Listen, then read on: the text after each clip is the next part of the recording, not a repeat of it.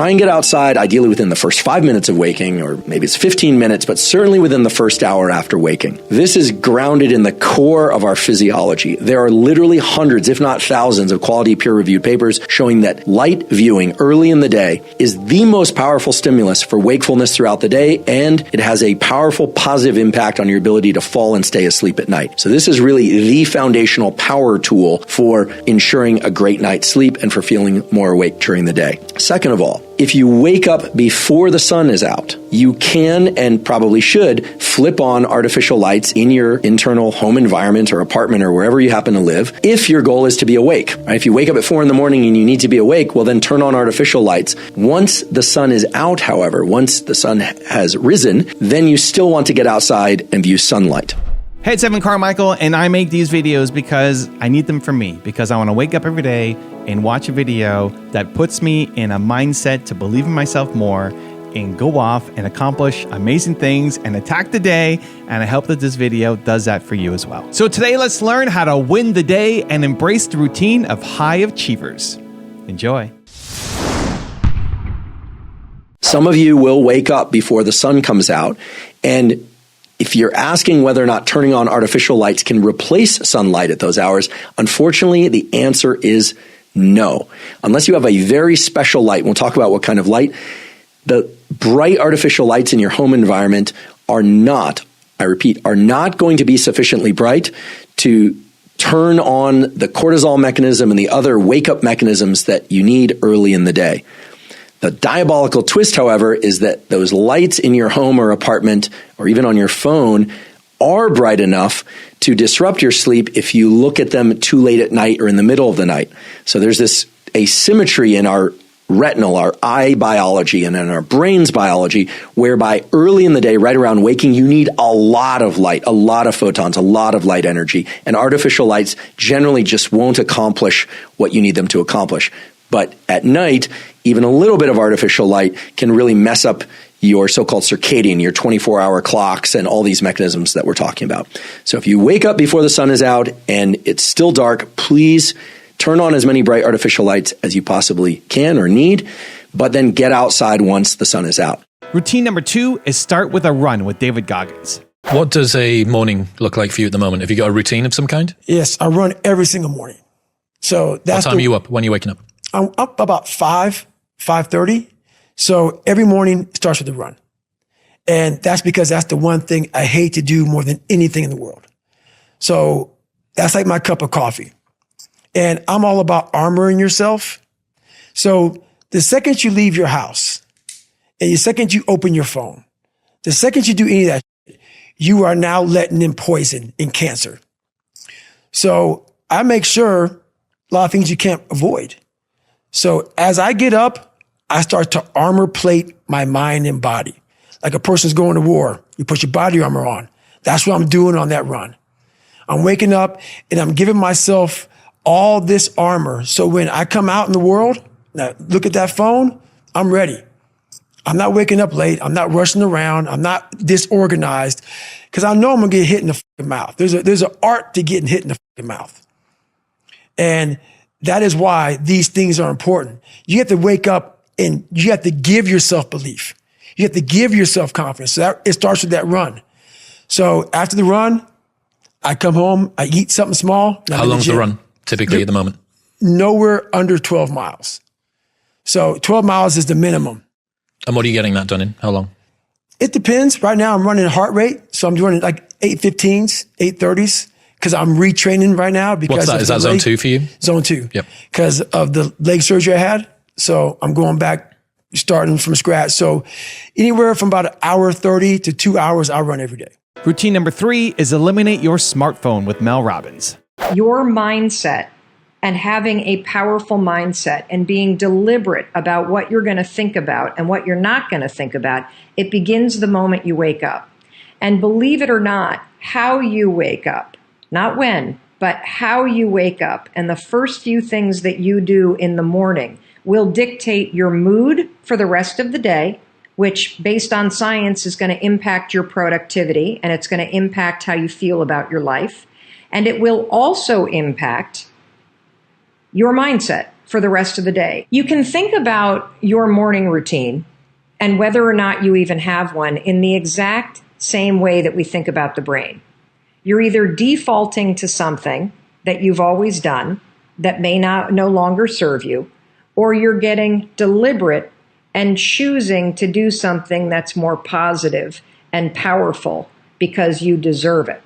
And that starts with your morning routine. So if you're the kind of person where the alarm goes off and you hit the snooze, and then the alarm goes off again and you hit the snooze, and eventually you roll out of bed and you step into your day and you maybe drink a big dark cup of coffee and you skip breakfast and you skip exercise and you're tired. If that's how you start your day, your mindset is going to be impacted by that. If your alarm goes off and you immediately reach for your phone and you start scrolling through Instagram while you're in bed and looking at Facebook, and you are putting all kinds of stuff in your brain that triggers FOMO, that triggers insecurity, that triggers anxiety, that is going to impact your mindset for the rest of the day. And so starting tonight, I want you to take control and be more deliberate about your habits in the morning. The assignment tonight is very simple, and you're going to hate it. You're totally able to do this, and most of you are not going to. You're going to let your limiting beliefs and your default mode of thinking stop you from making this simple change. And the thing that I want you to do tonight, this is your assignment. This smartphone right here, I don't want it anywhere near your bedroom.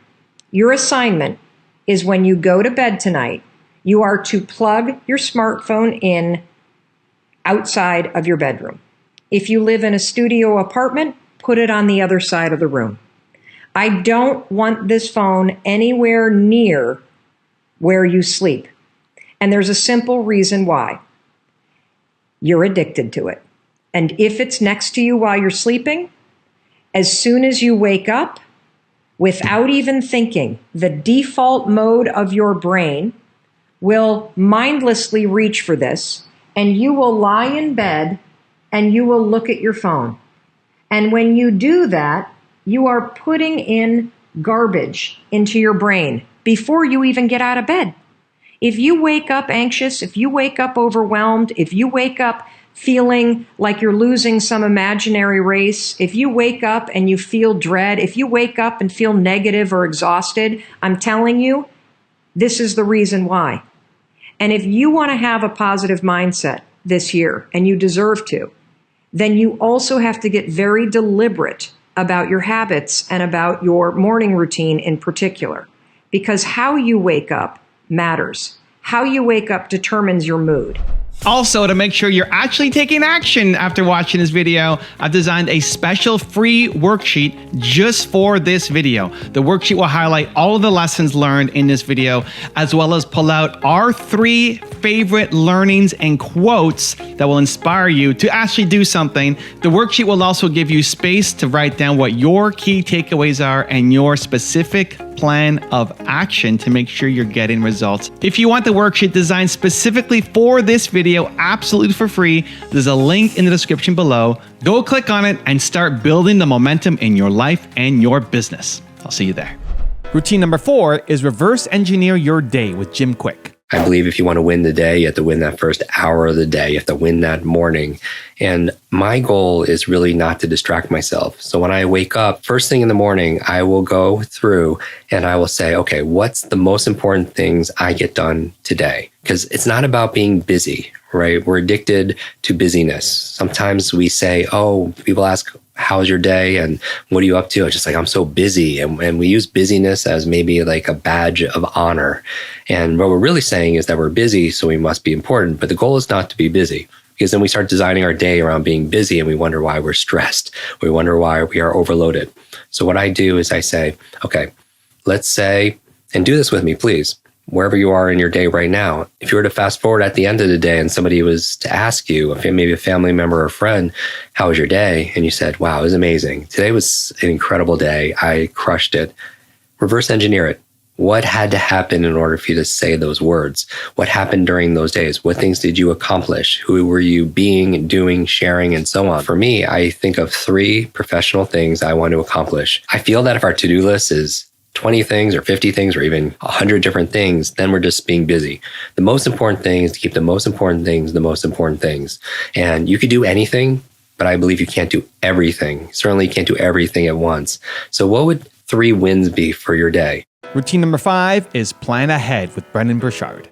You must always begin your morning with going over your schedule and your goals. Never, never, never just show up to work without that plan. You need to have that plan. You need to, that morning, be very clear about what the day is, what's important, and why. And if you don't do that, yes, you can still hit high performance. Yes, you can still be great, but you will not be as consistent as you could be. There's something magical, and you guys all know this. I spend 20 minutes every morning just looking at the day. Literally, it might just be, I might only have 5 things I have to do that day, but I'll sit 20 minutes thinking about each of those 5 things. That amount of thought and intention that goes into it allows me to show up and do a lot of things you see me do. People always say, geez, Brendon, you just show up and talk. I'm like, yeah, but I probably gave it a good 20 minutes this morning of thought. Some people say, oh my gosh, you get so much done. It's like, yeah, because you know what? When I was thinking that morning about the full day, I also usually axed a lot, took out a lot. I know I have to get things done. So what did I do? I pushed away a bunch of things that I already had on schedule today from literally weeks or months ago. They're gone. So I can refocus today to make sure that I finish some of that. So your morning has to be planned. Routine number 6 is kickstart your morning with tea with Jay Shetty. The first thing I consume at the beginning of the day is a cup of tea. I find that tea has this unique ability to start your day with stillness. There are so many benefits to having a cup of tea in the morning: stress alleviation, immune system support, and detoxifying. It all starts with the process of heating up the water. Now, I'm old school. I don't use a kettle. I was always taught to heat up my water like this on a stove. And for me, this is where the mindful process begins. From filling it up, to watching the water, to watching it heat up. Once the tea is poured, I take a moment to inhale the scent. This is such a mindful and meditative practice. If you're someone that struggles with being in the moment or meditating, this is a great way to start. Start by looking at the color of the tea, then by inhaling and taking in the beautiful scent, and then taking a sip. I promise you, it's an experiment in presence, and you'll be so engaged and so involved that you'll recognize what it feels like to live in the now. This is one of my favorite ways to start the day because my mind is at ease, it's calm, it's peaceful, and at the same time, my body feels like it's getting this warm hug and that I'm feeling the energy all across my body. And routine number 7, the last one before some very special bonus clips, is start with gratitude with Gaur Gopal Das. As soon as you're up every single day, number 1, begin your day with gratitude. Don't just charge your phones, watches, tablets, or laptops the first thing in the morning. Charge yourself up as well with positivity that will last you all day. And the most powerful of all positive emotions that will make you feel empowered is gratitude. Because it forces you to shift your attention to your blessings than to your problems, which are anyways going to be an integral part of all of our lives. Second, resolve to have a positive vision. Nobody, including ourselves, is perfect. Everybody has a good and a not so good side to them. And the tendency of the mind is to look at the not so good side. Every morning, resolve that you'll try and look at the positive side of people and neglect or deal with the dark side. Because the more we focus on the negative, our mind becomes occupied with others' faults, ruining our work, our day, our peace, our joy, and even our relationships. What your current morning routine looks like.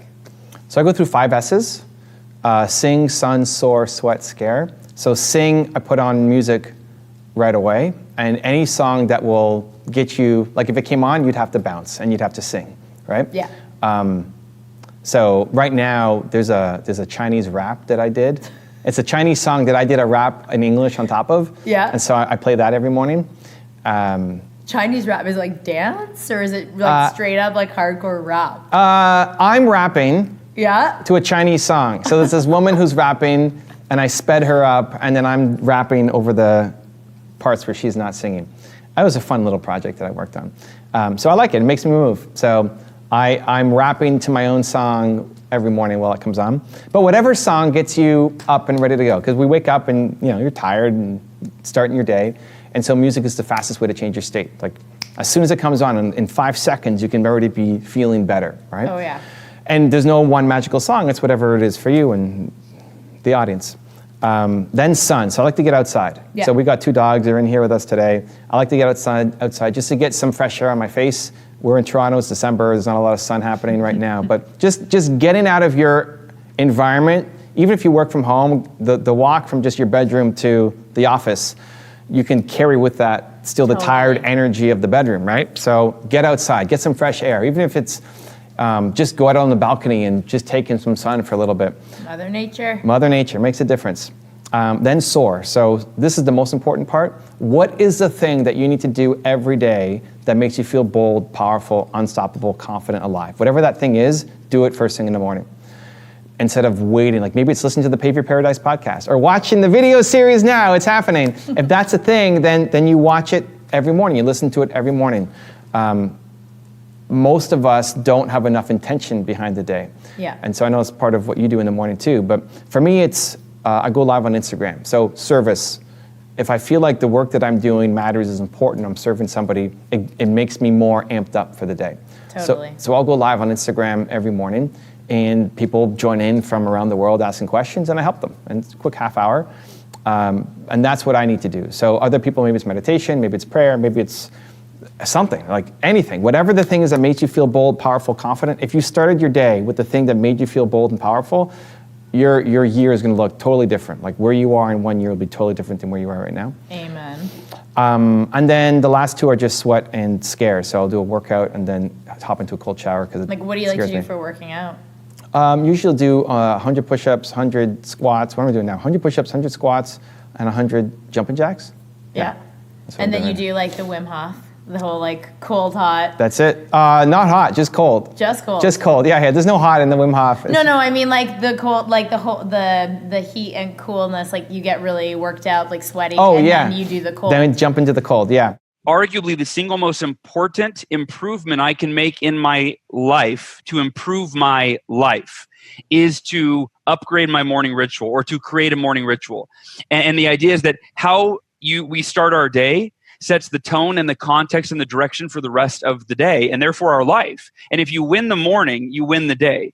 If you start the day by putting yourself in a peak physical, mental, emotional, and spiritual state, you are a better version of who you were when you went to bed the night before. And if that's how every day begins, you enter the day energized and clear and ready to go on fire. And so I decided, okay, if I'm going to do the morning ritual, I'm going to create the ultimate morning ritual. Like I want this to be, I was so tired at 6 months into this downward spiral. I was depressed. I was just falling apart. And so I created these 6 practices, which we'll dive into today.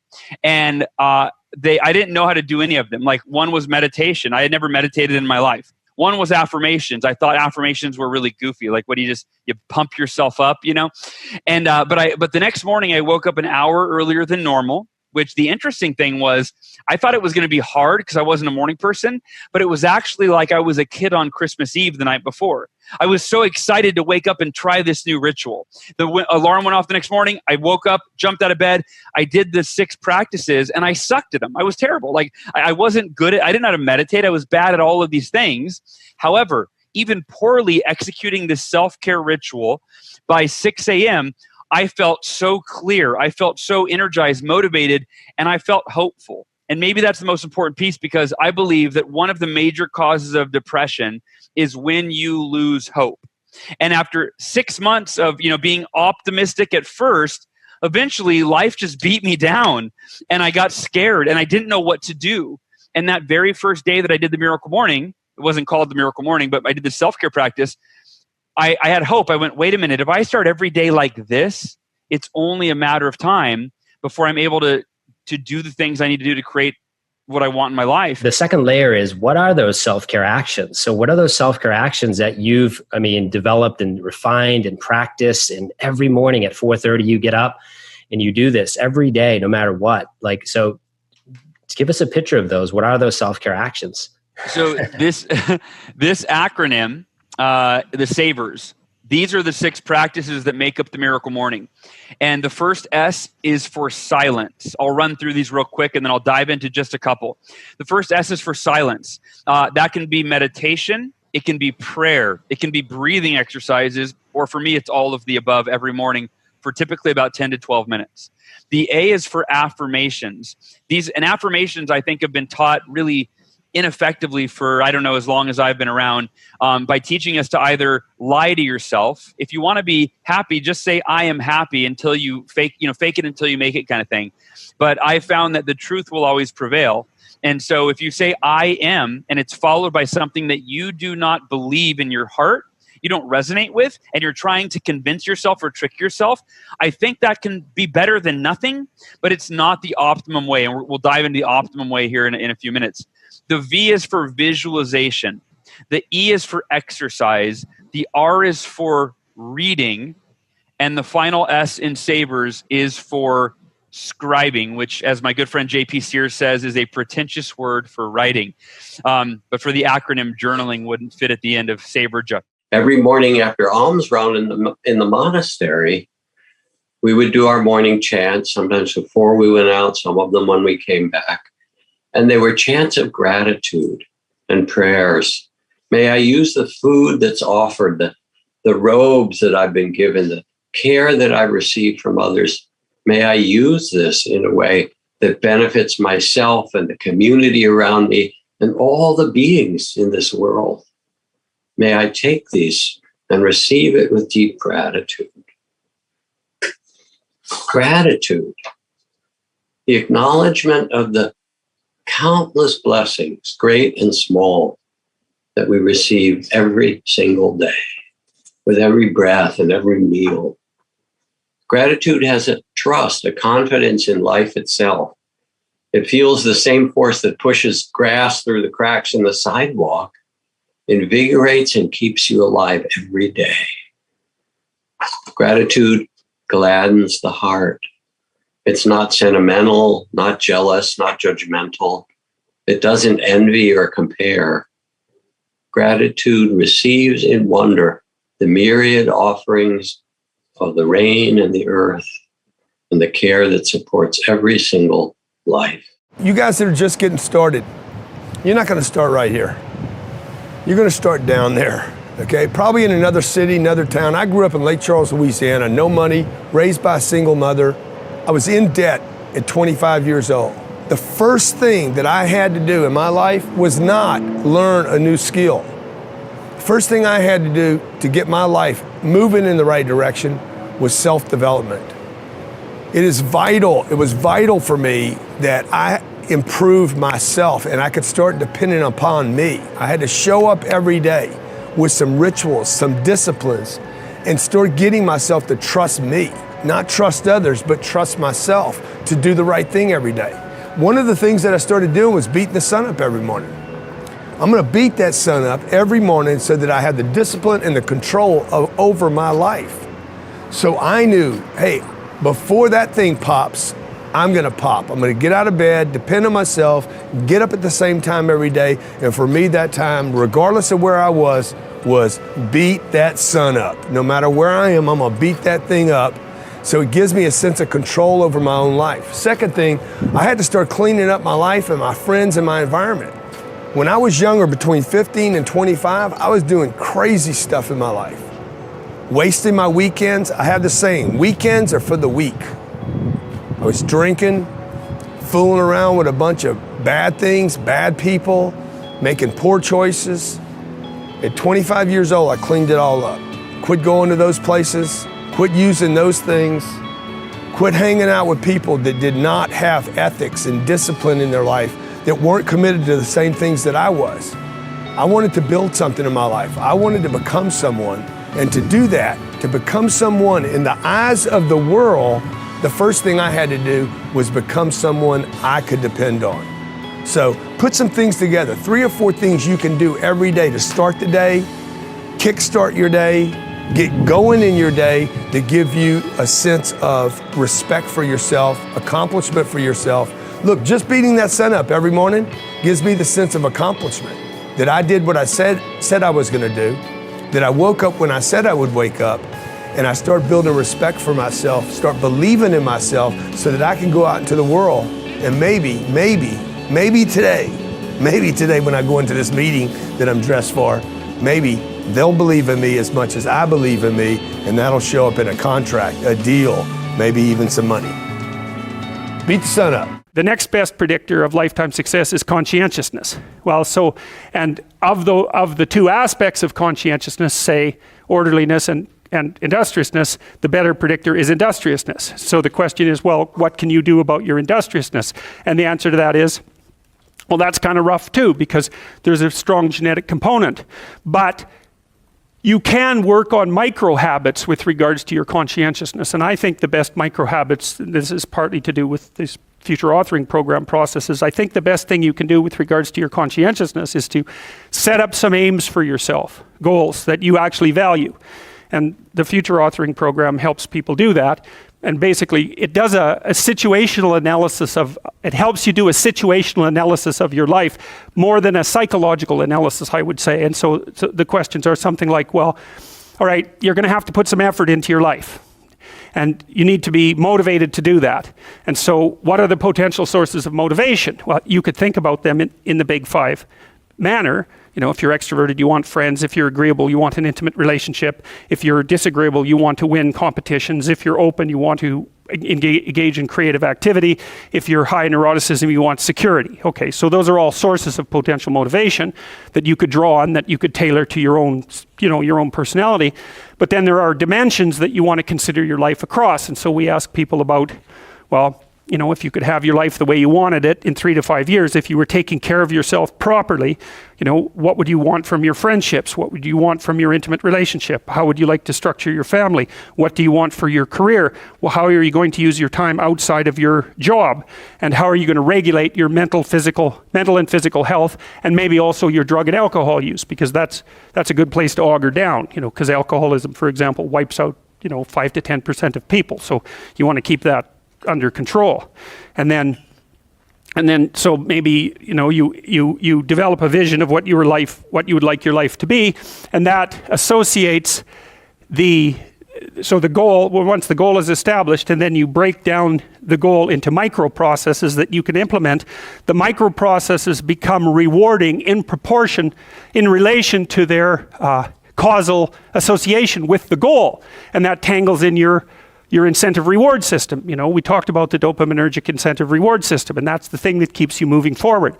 And the way it works is that it works better if it produces positive emotion when it can see you moving towards a valued goal. Okay, well, what's the implication of that?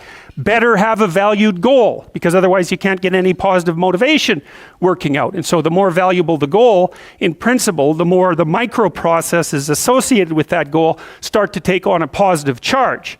And so what that means is, well, you get up in the morning and you're excited about the day, you're ready to go. And so as far as I can tell, what you do is you specify your long-term ideal. Maybe you also specify a place you want to stay the hell away from, so that you're terrified to fail as well as excited about succeeding, because that's also useful. You specify your goal.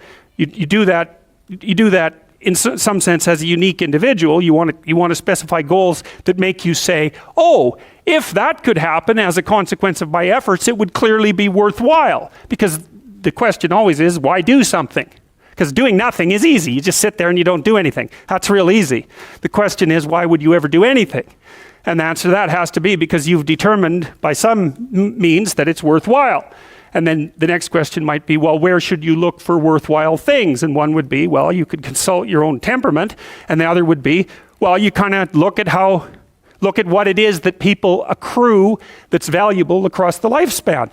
look what. So you do a structural analysis of the subcomponents of human existence, and I already did that. You need a family, you need friends. Like, you don't need to have all these things, but you better have most of them. Family, friends, career, educational goals, plans for, time outside of work, attention to your mental and physical health, etc.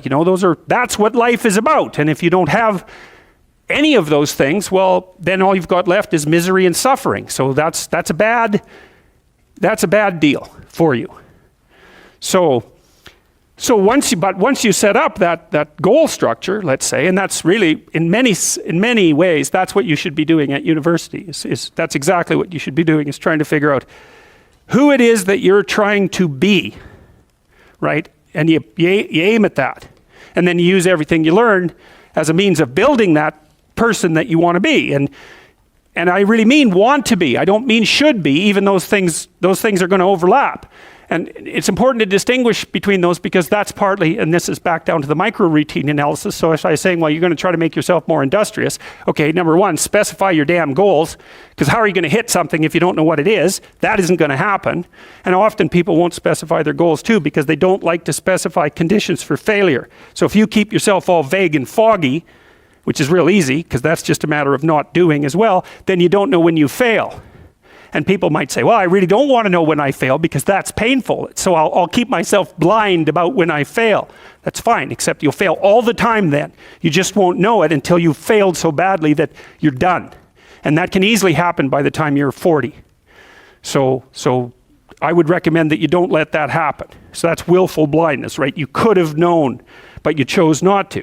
Okay, so once you get your goal structure set up, you think, okay, if I could have this life, it looks like that might be worth living, despite the fact that it's going to be, anxiety provoking and threatening, and there's going to be some suffering and loss involved and all of that. Obviously, the goal is to have a vision for your life such that, all things considered, that justifies your effort. I know you all have big goals, big dreams, big aspirations, just like I do. You've got ambitions to become an amazing person, to build your career, to create, to contribute, to give, to be an awesome human being. But all of that is impossible without great habits set up. If you don't have routine and structure set up in a way that will keep you on track, then you'll fall off. And having new goals without new habits is kind of like, having a new car without wheels. The habits are the wheels. They're the things that make you able to achieve the goals. So you got to have good habits. But the challenge for most people isn't that knowledge. I mean, you need to have good habits. It's you can't keep the habit going, right? Have you ever started at the new year, you're going to get healthier, and you start that habit of working out on a more regular basis, and then it goes away? Or you say, I'm going to be more kind and more patient and more awesome to my partner, my lover, and you start being nice for 2 or 3 days, and then on the 4th day, you're a jerk, and you're like, what happened? I said I was going to be nicer. It's that you didn't set up the most important thing you needed to maintain a habit. So what's the biggest secret I've learned in almost 20 years in this field? It's so simple, but most people don't have it. It's called trigger moments. You have to set up trigger moments to activate your habits. What do I mean by that? Well, let's say you want to become a better person. You want to become more kind, more patient, more loving with people. Now, you can just set that intention or write that down in your vision or in your journal, or set up on a vision board that you look at once in a while. But in day-to-day life, it's not enough. You need things to trigger you, to remind you to be that particular kind of person, right? It's almost like if you could have a little angel speaking in your ear all day long to tell you what to do and how to be, you'd obviously become better. Well, that makes sense. Well, let's use that idea. Let's use that idea by setting up alarms on our phones that trigger us to do the very things we need to do. This is gonna be so basic, you're gonna laugh, and then I'll also tell you how I've literally taught this to Fortune 50 CEOs, and they said it was the one thing that changed their life the most dramatically. So let's start with this. Let's have a goal in mind. Let's say you want to become more present and calm throughout the day. Again, you could write that down on a journal. I'm gonna be more present and calm. You could meditate in the morning saying, today I'm gonna be more present and calm. And you could start out with good intentions, but those fall apart without a trigger moment set up throughout the day to remind you that. So what if you did this? What if you just set up on your phone 3 alarms during the day with a label that said, close your eyes, take 10 deep breaths in, remind yourself to be calm. So let's say you're going through your day, it's crazy, right? It's 10 a.m. and all of a sudden, bing, your phone goes off, you look down and it says, close your eyes, take 10 deep breaths. And then again, it happens at 2 o'clock. And again, it happens at 6 p.m. And again, it happens at 8 p.m. What's gonna happen? You always look at your phone, don't you? It's gonna go throughout the day, you're gonna forget. And the funniest thing is, I've had so many people do this worldwide. We're talking about hundreds of thousands of people I've taught to do this, hundreds of thousands. And they tell me all the time, that changed everything.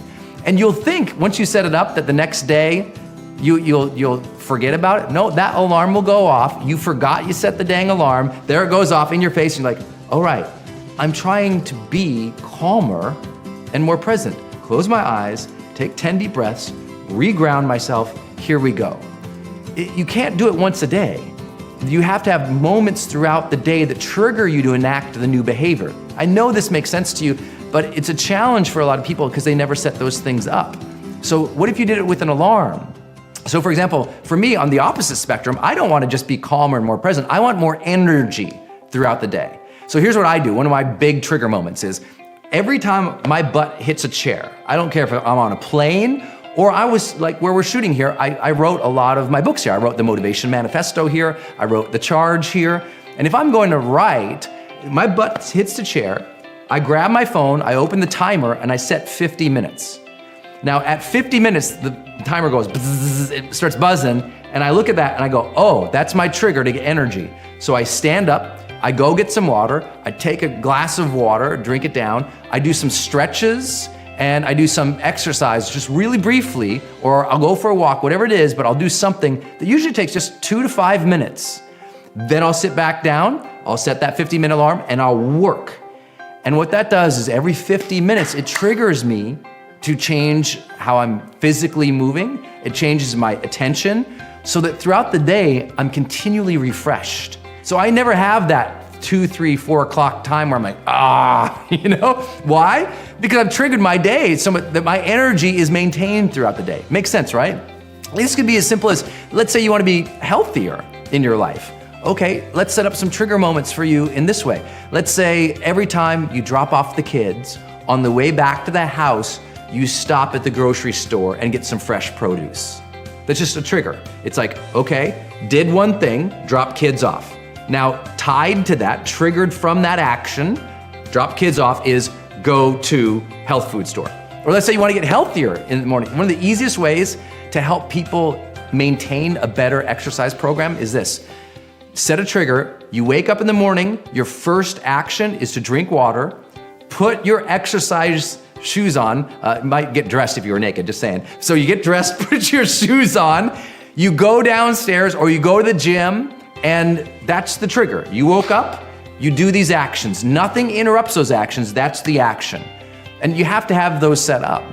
One of my other favorite trigger moments to set up is door frame triggers. What do you mean by that? When you walk into a new room, to have a psychological trigger go off in your mind that you've associated with that door frame. So let me give you an example. If I walk into my house at night, if I've been working all day and I'm gonna walk in, I'm gonna see my lady, I have it so when I ever walk through the doors of my house, 3 words repeat off immediately in my mind because I've done it so many times consciously. I went to the door, I said the 3 words, said the 3 words, said the 3 words, and I did this so many times that now when I walk through a door, my mind automatically triggers those 3 words and I remember to be those 3 words. So what words would you love to have describe you as a person? That you would be happy if that was how people described you? What would those words be? Have those and now set them up in your life. I teach executives to do this as well. I have them have a door frame trigger when they walk into their office in the morning. As soon as they walk through that door frame, they have, boom, 3 words go through their mind about how they want to be perceived as a leader. I have them set up another door frame. Every time they walk into a meeting, into the conference room, when they walk through the doors of the conference room, they have another 3 words that trigger off for them. And it just reminds them how to be. So these aren't big, crazy things. A lot of people think they have to completely change their life. What would change your life completely is setting up more trigger moments and associations that when you see something, you do this. That when this action is taken, then that happens. That when you have the opportunity to set up alarms on your phone, you set them up so that you're interrupted in your everyday life to remind yourself to stick to the habits, to stick to the intention. You do that enough on a continual basis, you'll find yourself in so many ways completely rejuvenated, and I promise you'll stick to your habits even more. And once you do that, you know that everything changes. I talk to so many smart, fantastic, ambitious, idealistic, hard-working kids, and they're right out of college, they're in their entry-level jobs, and I'll ask them, how's it going? And they'll say, I think I'm gonna quit. And I'm like, why? They say to me, I'm not making an impact. I'm like, you know you've been here 8 months, right? They treat the sense of fulfillment or even love like it's a scavenger hunt, like it's something you look for. My millennial friends, they've gone through so many jobs. They're either getting fired, I mean, it was mutual, or they're quitting because they're not making an impact, or they're not finding the thing they're looking for, they're not feeling fulfilled, as if it's a scavenger hunt. Love, a job you find joy from, is not something you discover. It's not like, I found love. Here it is. I found a job I love. That's not how it works. Both of those things require hard work. You are in love because you work very hard every single day of your life to stay in love. You find a job that brings you ultimate joy because you work hard every single day to serve those around you, and you maintain that joy. It's not a discovery. But the problem is the sense of impatience. It's as if an entire generation is standing at the foot of a mountain. They know exactly what they want. They can see the summit. What they can't see is the mountain. This large, immovable object. That doesn't mean you have to do your time. That's not what I'm talking about. Take a helicopter, climb, I don't care. But there's still a mountain. Life, career fulfillment, relationships are journeys. The problem is, this entire generation has an institutionalized sense of impatience. And do they have the patience to go on the journey to maintain love, to feel fulfilled? Or do they just quit and on to the next, dump and on to the next, ghost and on to the next? And by the way, ghosting means the lack of skill to have a confrontation. You date somebody for 6 months, 8 months, and then just stop replying. Just delete them from everything. Now, for the person who's doing the ghosting, oh, that's certainly easier than a confrontation. But the person on the receiving end of the ghosting, it's like there's a death. They're suddenly shunned. There's panic. They call out, they're worried. They call out, they're worried. They think it's you. They think it's them. Do you have any idea the destruction that we reap on people by ghosting them? And then because there's the lack of social skills to call out and ask for help, they internalize, and it makes them feel awful to the point. At the worst, they will kill themselves. Slightly one level down, they'll get depressed. But the lowest level that we can hope for is they will go through life, and I'm not talking about ghosting, I'm talking an entire generation that if we don't fix this, we'll go through life where everything's just fine. My friendships are fine, my work is fine. You know, same old, same old. Nothing's ever amazing. And the scavenger hunt continues. And then you go to the fourth observation, the most egregious of all of them, environment. We're taking a generation that has lower self-esteem. We're taking a generation that has a lack of coping mechanisms to deal with stress. We're dealing with a generation that wants all those things fixed immediately, and we're placing them in work environments that values money more than people. Do you know that most of the business philosophies, most of the business theories that we embrace and see as standard today are not standard? They're theories left over from the 80s and 90s. The concept of shareholder supremacy was a theory proposed in the late 1970s. It was popularized in the 80s and 90s.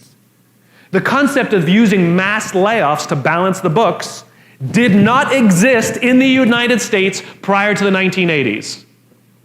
It did not exist. It became popular in the 80s and 90s. The 80s and 90s were boom years Anyone could make money. Relative peace, a kinder, gentler Cold War. And so all of the business theories that were put forth were very, very selfish and all about enriching ourselves. And they worked for those times. But these times are different. These are not peaceful times. These are not boom years. There's globalization and the internet, which has now made everything vastly more complicated, and those theories do not work anymore. Worse, they're having side effects. It's really bad. Because what we do is we destroy corporate cultures. The idea of using mass layoffs, can you imagine sending someone home and saying, I'm sorry, I can no longer provide for our family because the company missed its arbitrary projections this year. That's what we're doing. That's like a coach prioritizing the needs of the fans over the needs of the players, hoping to build a great team. It doesn't work. We dismantled things like the Glass-Steagall Act.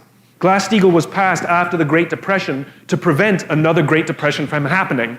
It was dismantled in the 80s and the 90s in the name of profit. Okay? Do you know how many stock market crashes we had between the Great Depression and the dismantling of Glass-Steagall? The answer is 0. And since they dismantled Glass-Steagall, we had 87, the dot-com crash, 2008. We've had 3 stock market crashes because we removed the safety mechanisms that prevent stock market crashes from happening, all in the name of individual advancement and profit. And these are the corporate cultures we've built. Corporate cultures that value numbers over people. And they are not standard business practices. They are new, and they are broken, and they are dangerous, and we're asking a young, wonderful, ambitious, amazing generation that needs us to work in these environments. Whether we like it or not, we have to take responsibility for the bad hand that you've been dealt. It is up to the companies to create an environment in which you can build your self-confidence. It is up to the companies to create an environment in which you can learn coping mechanisms and learn how to build strong, close relationships with people with whom you work, that you will eventually love and sacrifice to see that they gain. It is in these environments that we will learn the patience and the hard work that it takes to find fulfillment in our lives, to find a sense of purpose, a sense of joy. Yes, it's all fine and good that my generation and older generations say to you things like, well, you're the future leaders. We're the leaders now. We're the ones in control of the corporate environments now. And we're making your lives worse. I don't want you to jump from job to job to job to job. You will never find what you're looking for. It's not a scavenger hunt. I don't want you to go from relationship to relationship to relationship. What I want you to do is stand up and demand that the places in which you work lead you properly. Nobody wants to wake up in the morning and be managed. We want to wake up in the morning and be led. And we have a total leadership crisis in America. Politics is just the mirror reflection. We get the politicians we deserve. We're the divided ones. We're the selfish ones. We're the broken ones. We're the ones who would sooner sacrifice somebody else so that we may gain. It's us. And until we're willing to do the hard work of repairing the world around us, our country, our politics, our businesses will not fix. In that year when I was really broken, I was working at LA Unified School District. I was miserable. I was miserable because I wasn't living in my dream. I was just doing a job. And then one day, I said, well, what do I need to do? I need to buy my freedom. That's what I need to do. I need to buy my freedom. Well, I don't know about buying my freedom. I don't know about having money saved up. My family didn't have money saved up. My mother used to tell me, oh, this money is burning my pocket. So I know 2 things about money. It's hot, and we can't keep it long. We'd always have 1 week where we had all the food in the refrigerator, and then 1 week where the refrigerator was empty. Right? Come on. Some of you guys know about that. To this day, I spend so much money on groceries. You guys, oh my God, it's like I'm feeding like a family of 10. Because I'm so afraid of anybody ever being at my house and being hungry. Right? And so I wrote a check to myself. Jelani was 3. $110. I took it to the bank, Wells Fargo. I started a new account. The next check I wrote, $125. And just like the first check, I put in the memo line, funding my dream. I wasn't even clear what the dream was. But I knew there was something in my belly. Who in this room know you got something in your belly? There's something here. I'm not even clear about it. I don't know how clear you are, but I wasn't clear about it. But I knew there was a calling on my life greater than working for LA Unified School District. And no disrespect to LA Unified School District. It just wasn't my destiny. I wrote another check in 2 weeks, $146. Funding my dream. Now I started mailing the checks in because I didn't want to see my balance. Because I didn't want to go shopping. Because you're going to repeat what you learned, right? Until you decide to not repeat what you've learned. So I mailed the check in, and then I wrote another check. And I wrote another check. And every check I wrote, I made sure it was 5% more than the first check, the previous check. I sold my Altima. I had a car note. Sold my Altima, bought a clunker because it didn't have a car note. Now I can write a bigger check, funding my dream. I moved out of my 3-bedroom, 3-bath house and moved in, became a roommate with my friend who smoked. I put towels at the base of the door so the smoke wouldn't come through the door. I was willing to be inconvenienced, are you? Yes. I'm just saying, I'm just showing you the story the charge I just gave you. I stopped getting my hair done. That was when I started going natural. I stopped going out. I stopped going out dancing. I stopped going out to dinners. My family didn't know what was going on. They thought, oh my God, it's LA. She's on drugs, but she's not losing weight, so maybe not. I don't know what's going on. I kept writing bigger checks to myself. $900.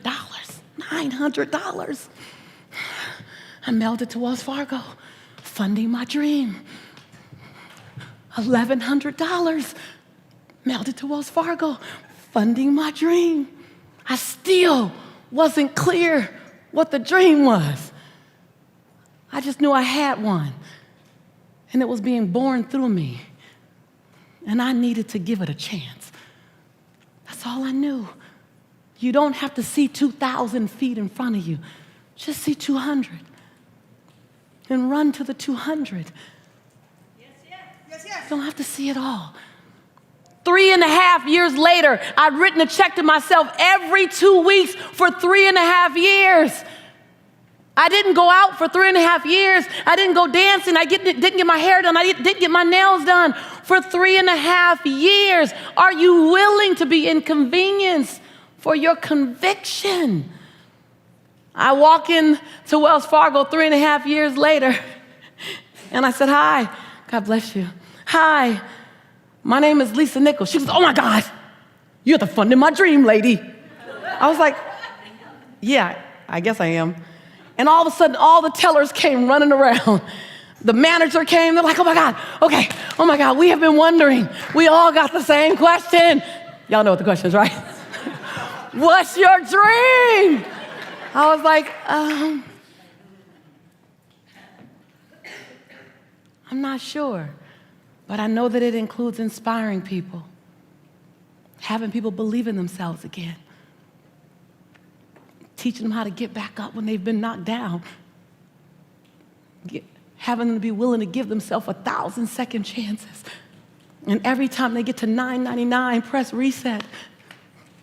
I'm not sure what it's going to look like, but it's just going to help people. I said, I came to check my balance. I've been writing a few checks to you guys. They say, yes, you've been writing a lot. I said, I just want to check my balance. They said, you don't know your balance? I said, no, I got this really big stack of summary bank statements at home because my mama said money burns her pocket, and I don't want it to burn my pocket. I want it to pay for my freedom. I said, I just came to see what my balance was, if I had enough to fund my dream as it gets clearer. She wrote it down. Everyone's excited. She wrote it down, turned it around to me. I looked at it. I said, oh no, my name is Lisa Shantae Nichols, and my Social Security number, I said, that is not my money, and I am not taking that money because you're probably going to want it back, so just fix that error right now. And they looked at me. They said, you really don't think that's yours? I said, no, my family's never had $5,000 in the bank or $10,000 in the bank. That's $62,500 in the bank. They said, Miss Nichols, and everyone teared up. The manager teared up, the tellers teared up. They said, Miss Nichols, whatever your dream is, I think you can fund it now. I looked at my son, Jelani, who now is 5 or 6, and I said, Jelani, our lives are gonna be a little different now, baby. Jelani said, yeah, Mommy, can we now go to McDonald's? See, for 3 years I've been telling Jelani, I'll make you a Big Mac. Mama makes Big Macs better than McDonald's. And so it began with a $110 check. So I don't know what yours is. I don't know what your radical looks like. For some of you, your radical was coming here, right? Yes, yes? Yes. And this is the beginning. Yes, yes. This is the beginning of your radical. This is the next best step. This is the first step. And so I just stopped by to let you know you're on the right path. And as you ramp up, you're going to have questions. You're going to be afraid. I do more things afraid now than I do fearless. Because the bigger you play, the bigger your breakdowns. Every single one of my errors in the last 5 years have cost me 6 figures. Like every single one. Every single one of my errors has required me to call an attorney. Like they're just big, because I'm playing big. I'm playing big, so be willing to go to the edge. And this is where you are here. Be willing to go to the edge and not just lean over and feel the breeze and watch the people jump and watch them soar and look through the windows at all the people who are living great lives. Don't just go to the edge and feel it. Be willing to lean. Feel your heartbeat. Feel it. That lets you know you're alive. That lets you know you're okay. Fear fuels you. Fear lets you know, go get more information. Fear lets you know, stay up a little later and study. Fear lets you know, get up a little earlier. Fear lets you know, ask for help. Fear is informing you. It's not stopping you. It's just another emotion like love and compassion and gratitude. We just made it paralyze us. See, fear doesn't stop me. Fear informs me. And when you get intimately connected with the fear, I feel it. And I'm moving forward anyway. I feel it. And I'm going to love anyway. I feel it. And I'm going to invest in me anyway. I feel it. And I'm going to show up and play anyway. When you get connected with fear, it becomes your best friend. And when you stand on the edge, you feel the breeze. You feel the fear. And you leap anyway.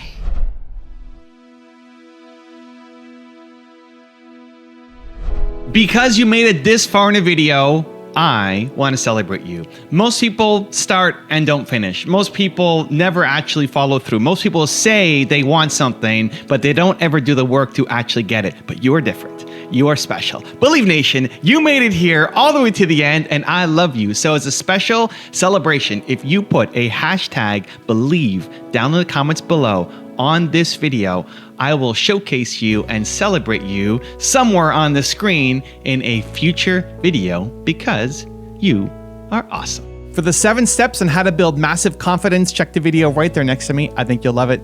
Continue to believe, and I'll see you there. Your new definition of confidence, embodied by the research. Confidence is the willingness to try. Confidence is an action. That's what it is. And this phenomenon has been heavily